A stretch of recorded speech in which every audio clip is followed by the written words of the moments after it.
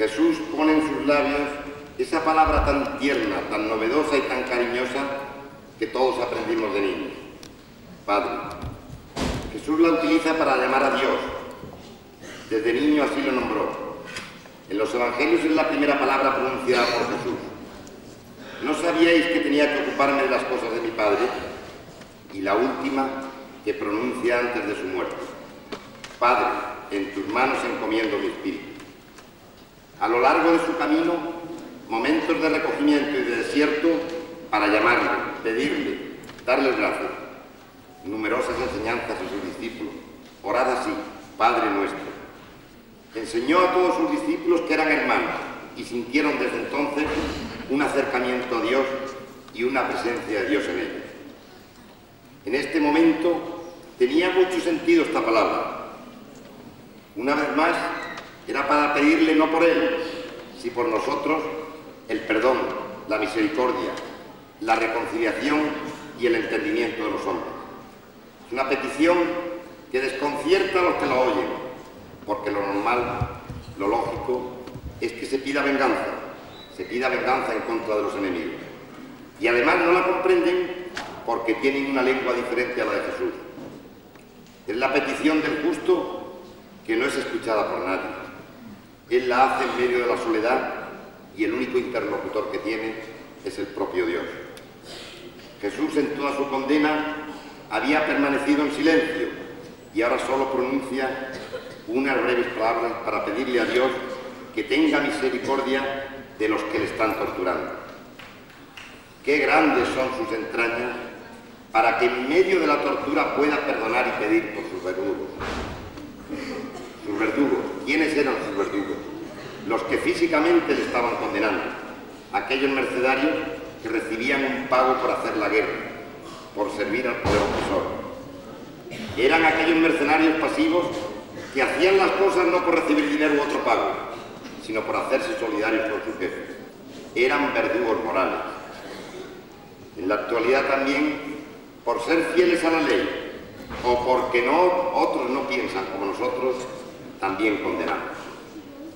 Si nos trasladamos a las finales del siglo XX, en una simple contemplación de la realidad que nos rodea, vemos a esos verdugos para los que Cristo pide al Padre perdón y misericordia. Los que permiten que junto al desarrollo existan marginaciones y existan sociedades en las que la presencia de la pobreza es vergonzante. Verdugos que no propician la paz entre los hombres y que bajo falsas premisas de desarrollo provocan situaciones y enfrentamientos entre hermanos. Y verdugos que agreden a la persona y a sus derechos fundamentales, atacando el que Dios nos dio como principal de todos, la vida. Pues bien, en todos ellos, la voz de Cristo queda suspendida en el aire y el penúltimo eco de su imagen desvanecida irá repitiendo: perdón, perdón a los enemigos, perdón eterno, perdón en clave sublime de amor que se plasma sobrio y patético cuando se muestra crucificado. Es el compromiso de conseguir la paz mediante la reconciliación. Frente a la oposición de los que no entienden o no saben, está la de abrirse, dar y recibir. Jesús, en ese dramático momento, expía los pecados de todos, invocando al único que puede salvar, al Padre. Ni los judíos ni los paganos conocen los planes de Dios. Se oponen, los ponen en tela de juicio, porque los criterios humanos no son los criterios divinos. Cristo quiere que sea el nombre del Padre el que recoja a toda la humanidad y se presenta como ofrenda de sí mismo. Posturas firmes: Padre, perdónalos porque no saben lo que hacen. El hombre muchas veces no peca por maldad, sino por ignorancia. El pecado nos produce el no entendimiento de las cosas.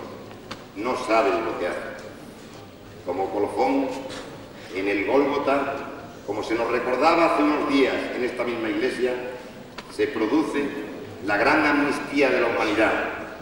Esa amnistía que, para mejor concreción, Cristo nos dejó en el sacramento de la penitencia. De los hombres. Es una petición que desconcierta a los que la oyen, porque lo normal, lo lógico, es que se pida venganza en contra de los enemigos. Y además no la comprenden porque tienen una lengua diferente a la de Jesús. Es la petición del justo que no es escuchada por nadie. Él la hace en medio de la soledad y el único interlocutor que tiene es el propio Dios. Jesús en toda su condena había permanecido en silencio y ahora solo pronuncia unas breves palabras para pedirle a Dios que tenga misericordia de los que le están torturando. Qué grandes son sus entrañas para que en medio de la tortura pueda perdonar y pedir por sus verdugos. Sus verdugos, ¿quiénes eran sus verdugos? Los que físicamente le estaban condenando, aquellos mercenarios que recibían un pago por hacer la guerra, por servir al poder opresor. Eran aquellos mercenarios pasivos que hacían las cosas no por recibir dinero u otro pago, sino por hacerse solidarios con sus jefes. Eran verdugos morales. En la actualidad también, por ser fieles a la ley, o porque otros no piensan como nosotros, también condenamos. Si nos trasladamos a las finales del siglo XX, en una simple contemplación de la realidad que nos rodea, vemos a esos verdugos para los que Cristo pide al Padre perdón y misericordia. Los que permiten que junto al desarrollo existan marginaciones y existan sociedades en las que la presencia de la pobreza es vergonzante. Verdugos que no propician la paz entre los hombres y que bajo falsas premisas de desarrollo provocan situaciones y enfrentamientos entre hermanos. Y verdugos que agreden a la persona y a sus derechos fundamentales atacando el que Dios nos dio como principal de todos, la vida. Pues bien, en todos ellos la voz de Cristo queda suspendida en el aire y el penúltimo eco de su imagen desvanecida irá repitiendo: perdón, perdón a los enemigos, perdón eterno, perdón en clave sublime de amor que se plasma sobrio y patético cuando se muestra crucificado. Es el compromiso de conseguir la paz mediante la reconciliación. Frente a la oposición de los que no entienden o no saben, está la de abrirse, dar y recibir.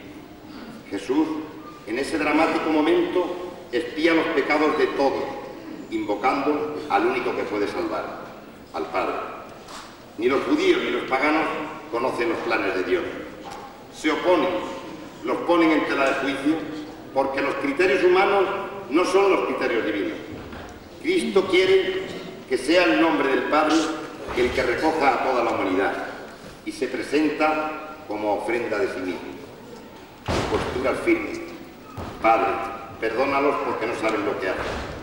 El hombre muchas veces no peca por maldad, sino por ignorancia. El pecado nos produce el no entendimiento de las cosas. No saben lo que hacen. Como colofón, en el Gólgota, como se nos recordaba hace unos días en esta misma iglesia, se produce la gran amnistía de la humanidad. Esa amnistía que para mejor concreción Cristo nos dejó en el sacramento de la penitencia.